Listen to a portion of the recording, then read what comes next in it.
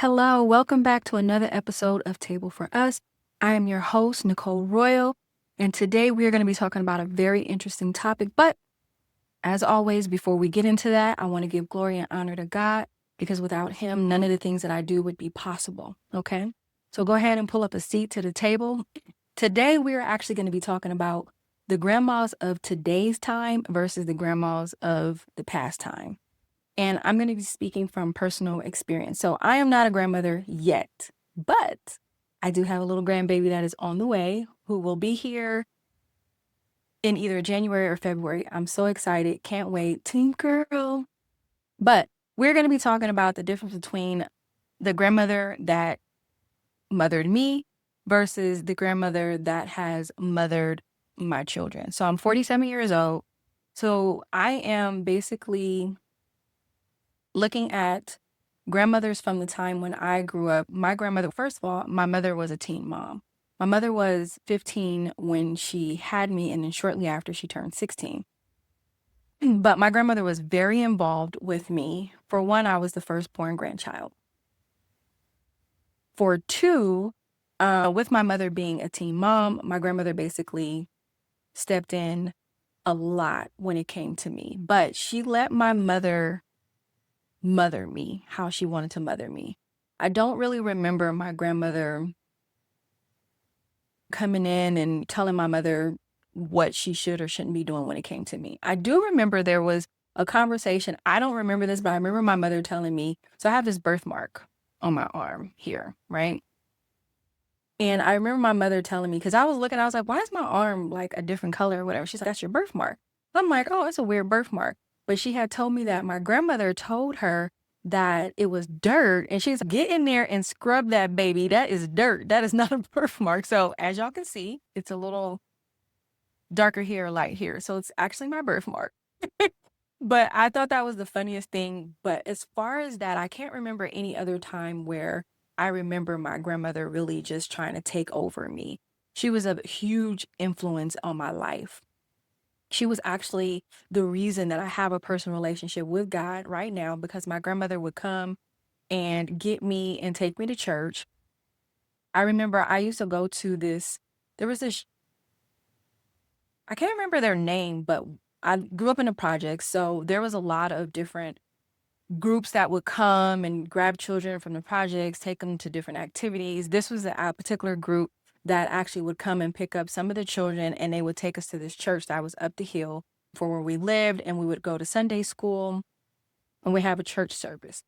Now, I don't remember the denomination of this church, but I do remember hymn books, right? So I'm assuming it was like a Baptist type of church and was Pentecostal because I remember a lot of people shouting and stuff like that.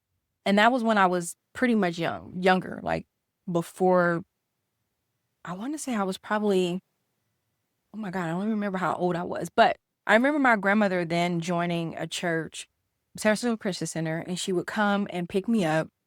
I feel like I was probably like 8 or 9 years old when I started going to Sarasota Christian Center.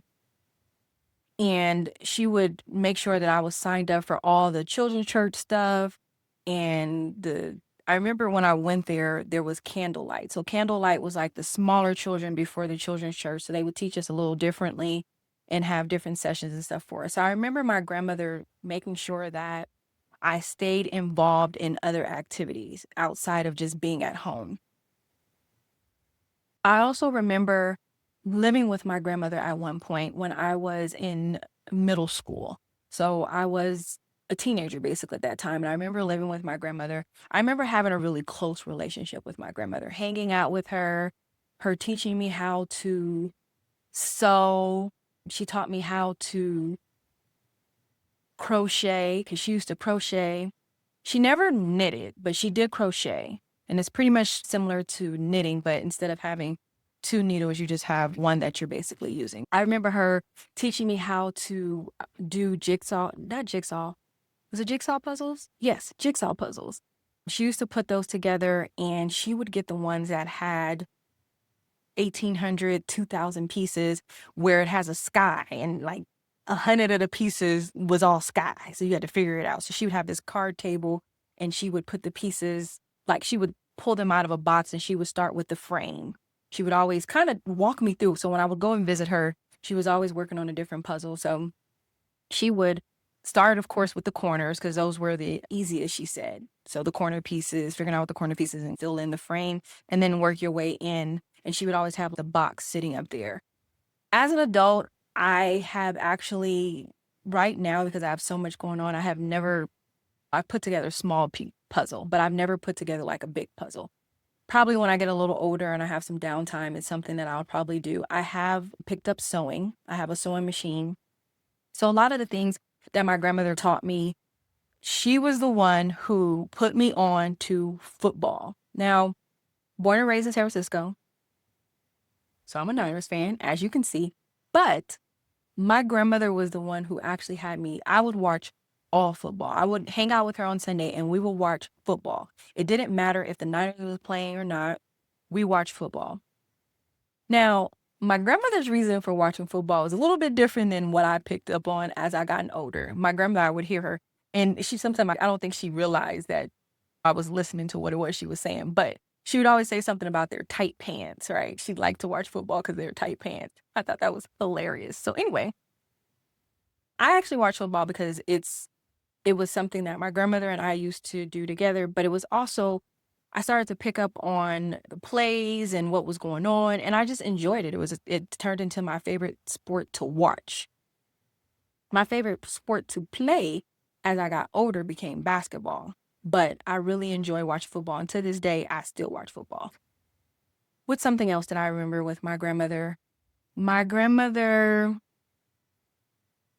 she was a very independent woman. So after her and my grandfather not passed away, but after my grandfather and her had divorced, I remember my grandmother being very independent. And I remember her having talks with me, telling me the importance of being independent and telling me the importance of not depending on someone else and what they bring to the table. She would tell me to make sure that I am depending on what I can do and that what someone else does is just extra, but never to depend on what someone else does because it leads to disappointment if they can't do what they said they would do, right?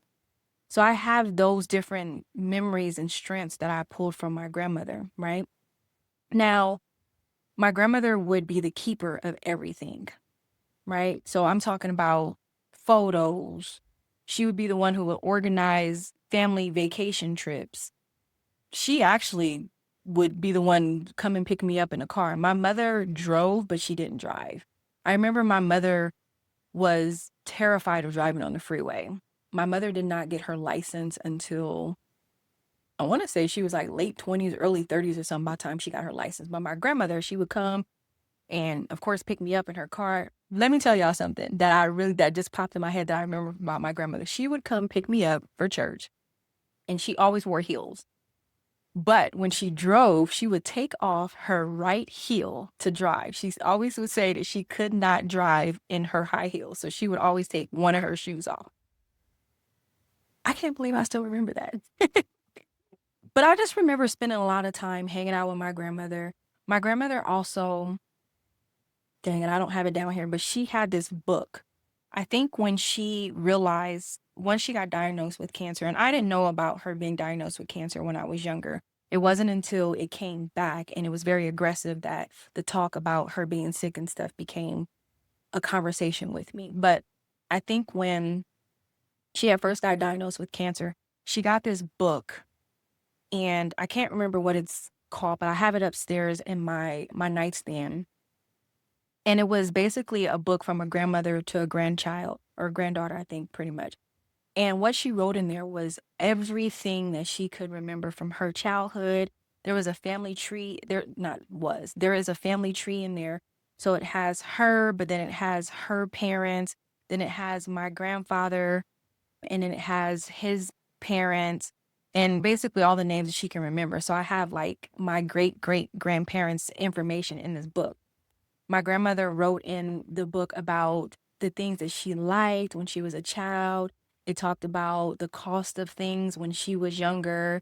It talks about how her and my grandfather met. My grandmother had the most beautiful penmanship in cursive. Oh my gosh. So I can see in the book when, and that's why I'm saying she started and she got diagnosed with cancer. I believe she was 36 when she got diagnosed with cancer. She passed away at 53 from cancer when it came back. So I noticed in the book when I was reading through it, and I was so happy and grateful that she took the time to, because it gives me that piece of memory of her and also some history. But I can see like when her penmanship started to change, and that was as she was getting her cancer was progressing. But I have a lot of great memories from my grandmother and a lot of her in me because of the time that we spent with each other. Now, no dig on the grandmothers now, but my mother actually in the beginning was the fun grandmother. I remember my children, they would be so happy and like to go to Nana's house. That's what they call my mom. They call her Nana. So when my mother actually had her place and so forth, the kids would go, my children, excuse me, would go over there, spend time with her. And it would be for various reasons. Like maybe I don't know, I know a couple of times they were sick. So my mom would be like, yeah, they can come over here. When they were little and I didn't have daycare for them set up, my mom, I would pay her and she would watch them for me. And then when my mother didn't have her place anymore and she moved in with me, she would do a lot of different things and activities and so forth with them.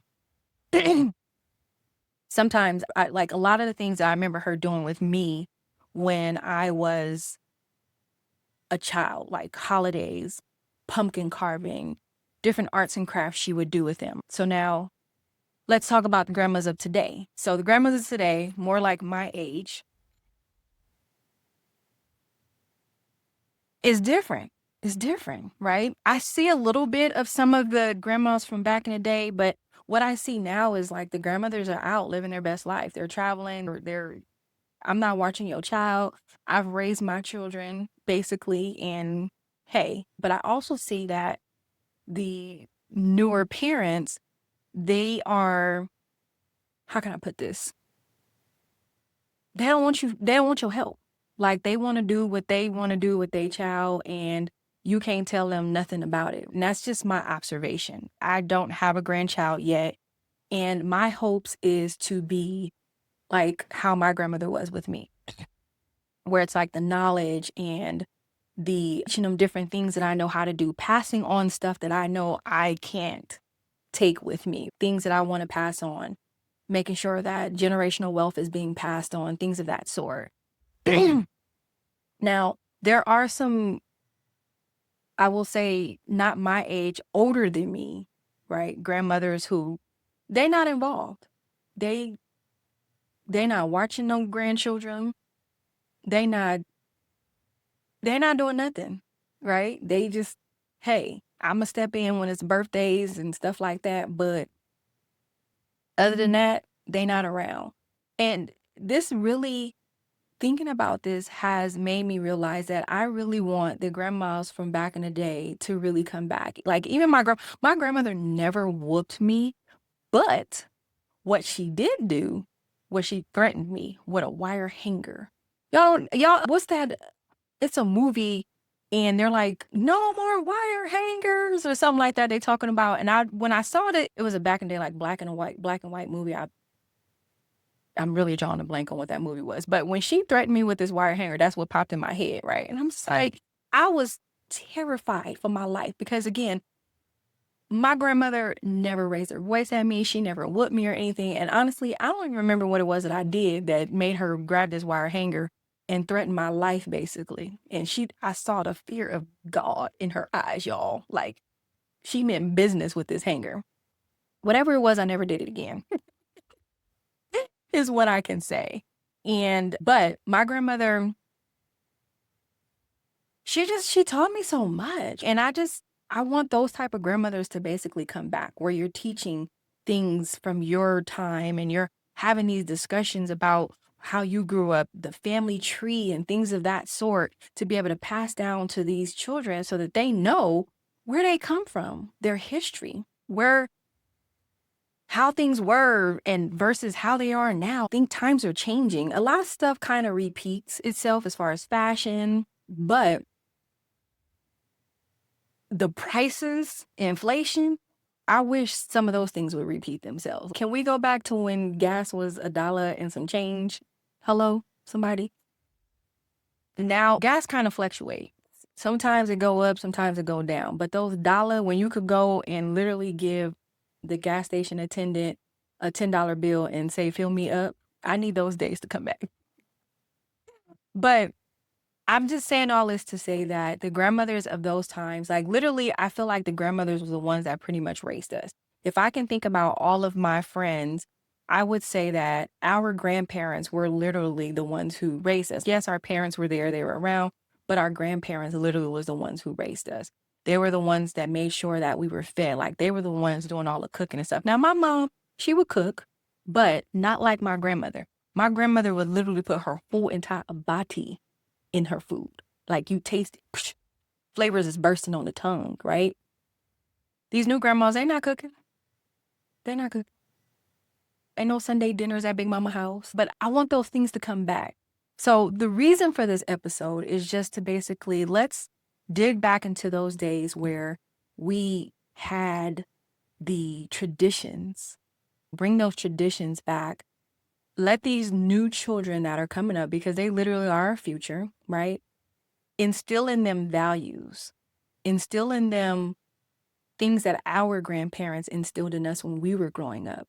Religion, holidays, just family time. I believe it is important to live your life, yes, when you have grandchildren, because you've raised your children. However, I feel like it's also important to have a balance.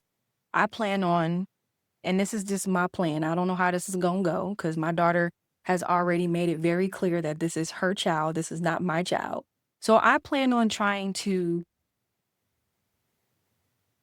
of course, step back, but step in when need be, when my child actually wants me to step in, but making sure that I'm not overstepping. Back in the day, grandparents overstepped and it wasn't a problem, but I'm going to make sure that I don't overstep, but that I'm also here as a grandparent and I'm still gonna live my best life.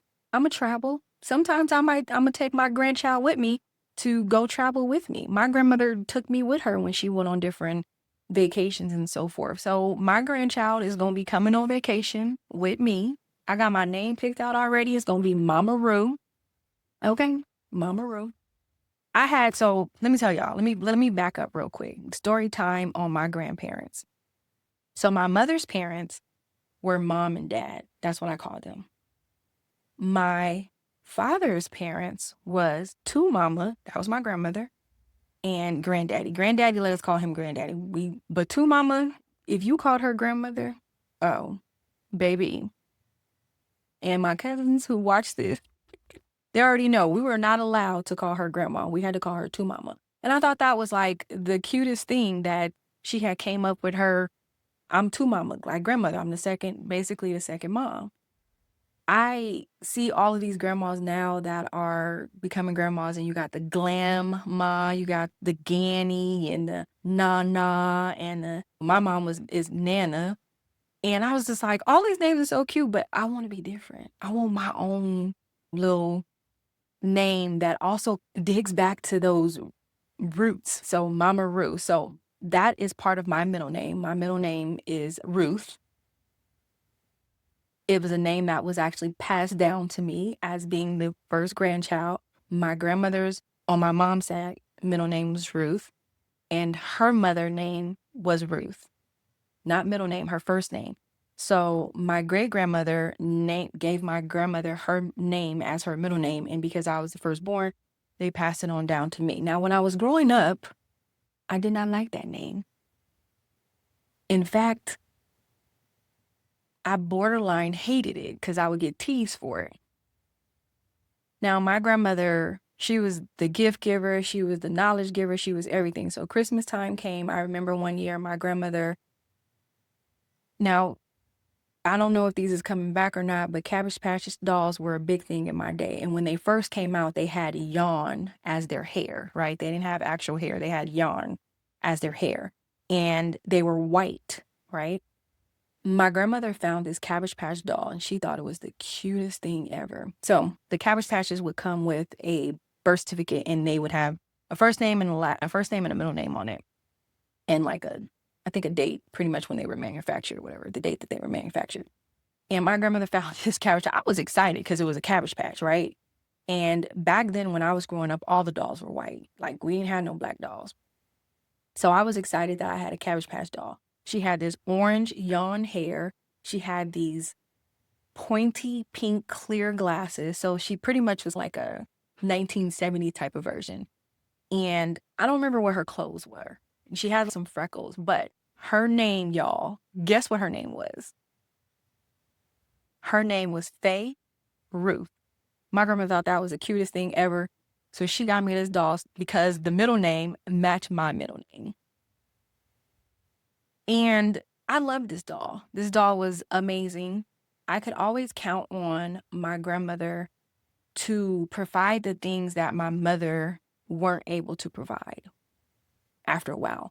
My mom, when she was able to do it, when I was the only child, my mother would give me everything. Literally, I had so many toys, like the neighborhood children would want to come and hang out at my house. I had all the Barbies, all the everything, like stuff, half the stuff I didn't even play with. Some of the stuff she gave away to other people.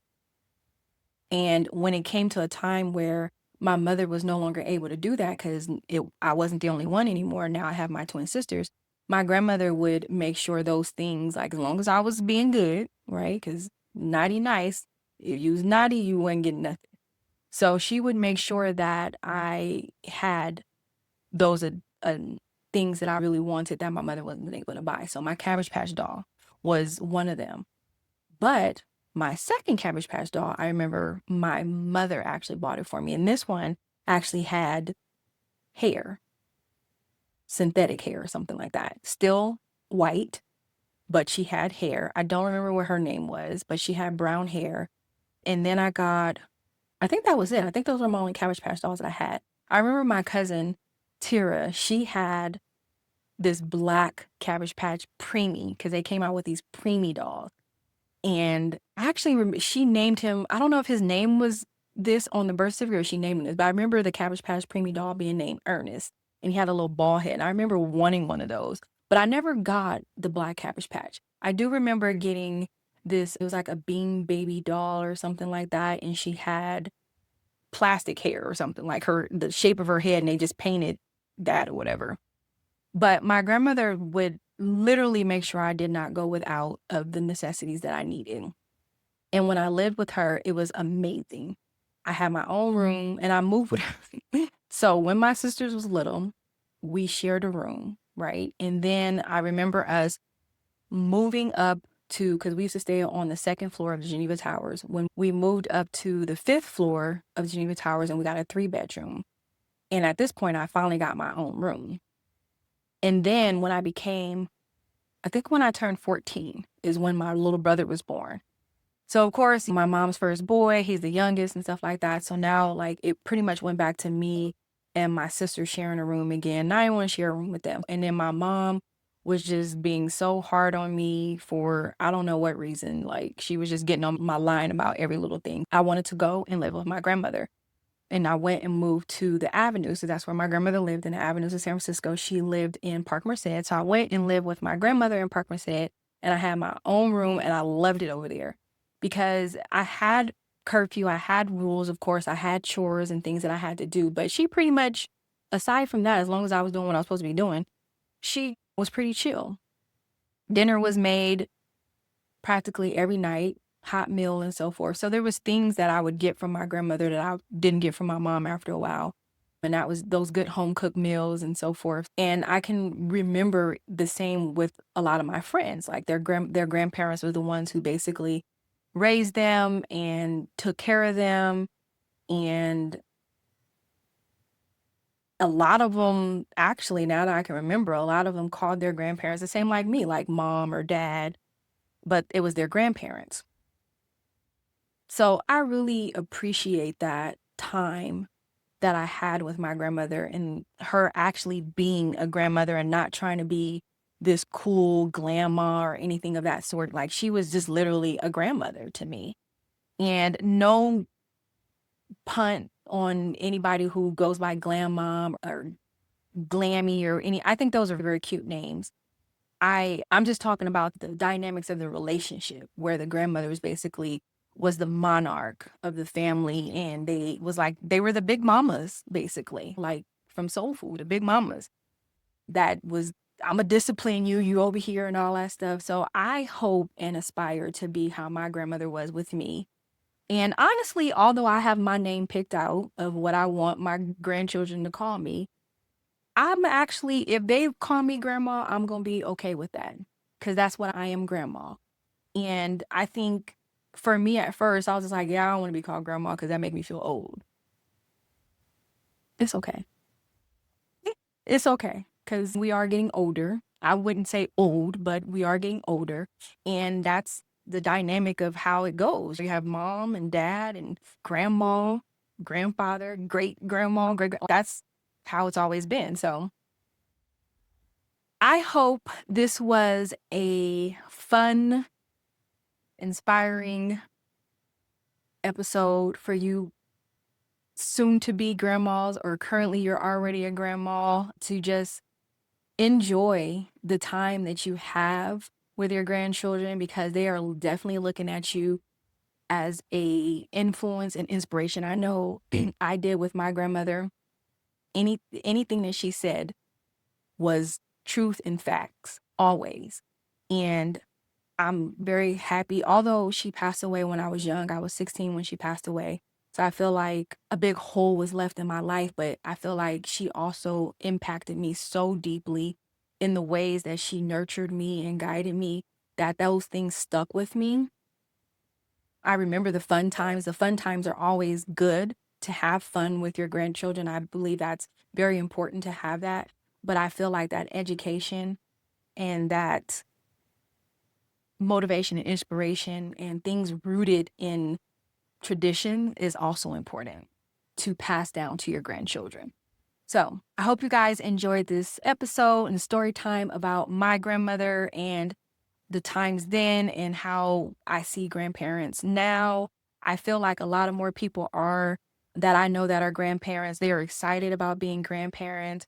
I would say as a grandparent, don't focus so much on gift giving, although that is a great thing to receive from your grandparents. Because my dad loved to buy my children so many things, but I think the quality time and just showing up for them, being that safe place for them is the most important thing I would say that I valued the most with my own grandmother. And I can say the same for some of my friends and the relationship that I know that they had with their grandparents. It was more of a parent relationship than a grandparent to child relationship. So, yeah. And children, let your parents help you, okay? That's what they there for. So if they want to help, let them help you. That gives you a break to be able to go and do things that you want to do. I am happy to step in and do that if my child will allow me to do that. Drop my grandbaby off. Team girl, I'm hoping it's a girl. If not, and it's a boy, I'm still going to have fun with my grandchild. Drop them off. We're going to be chilling. That's going to be my little broke bestie. And my child might not even see her child because we're going to be gone and my grandchild going to want to be with me all the time. So anyway, thank you guys for pulling up a seat to the table. I hope this was entertaining, also motivational for you. If it was and you got something from this and you feel like this is something that someone else needs to hear about, please by all means share this episode. Make sure you subscribe to my channel if you're not already subscribed, and turn on that notification so that you're notified when new episodes come out. New episodes are dropped every Friday. If you haven't watched any of my other episodes, please go back and watch them. This is a podcast for us, people of color, not just, hey, this is literally for everybody. If you take something from this and it helps you in some type of way in your life, then that's all that matters.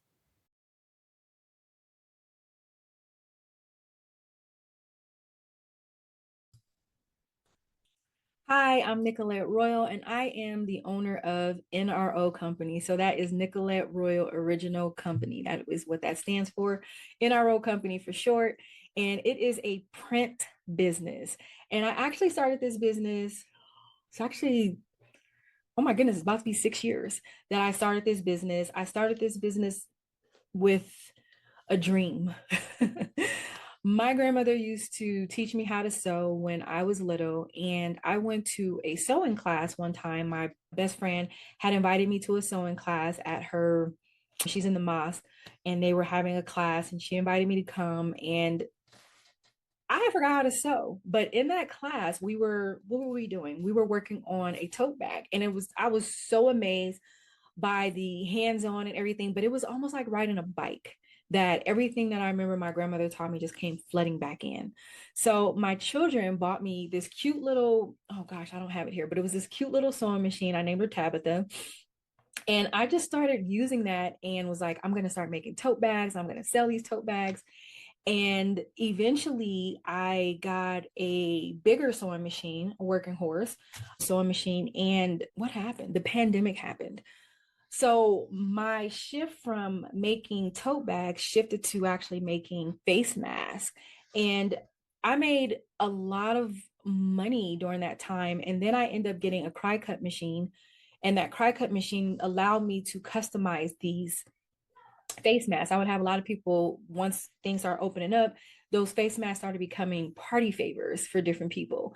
And then I started doing t-shirts, and most of the t-shirts that I would do would be custom orders. So I would have people saying, hey, can you, because a lot of people started their own business. So they would say, hey, can you put my business logo on this shirt or so forth. So I would do a lot of those, or I would have people coming to me and they would have parties and they wanted something special on the shirt.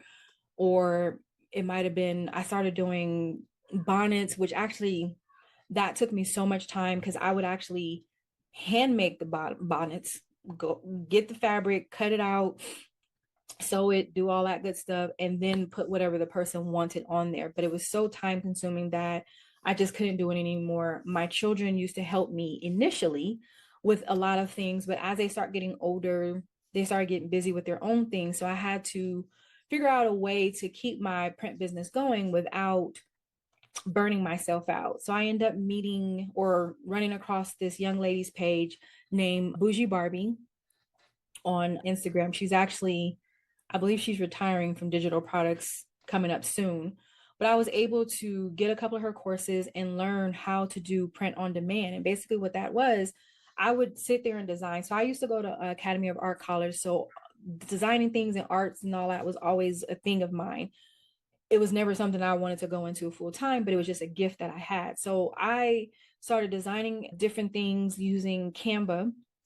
And then through her, she introduced me to Printify. So I would then take my designs, put them on shirts, hoodies, bags, or whatever. And then I created an Etsy store. So all of my products are on Etsy. I will have my Etsy shop linked below, and you can purchase whatever you want to purchase from my Etsy shop. Or if you're interested in starting your own print on demand business, I do have an ebook, and I will list my Stand Store link at the bottom so that you can be able to start your own print on demand business. It's very easy to do. And if you're not that creative with designs, there's all this AI technology out there. If you have an idea in your head and you just don't know how to actually put it into a design, you can tell AI and it'll do it for you.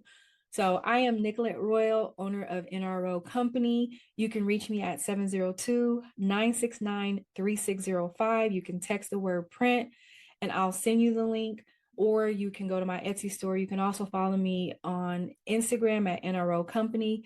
So thank you guys. If you would like to be a guest on my podcast, there is a link below where you can fill out a form to go ahead and be a guest. If you want to come on and tell your story, or you have a hot topic that you would like to talk about, go ahead and fill out that interest form.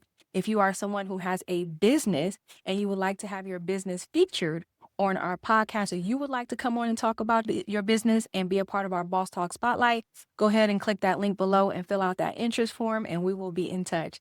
In the meantime, you guys stay blessed, stay grounded, and thanks for watching.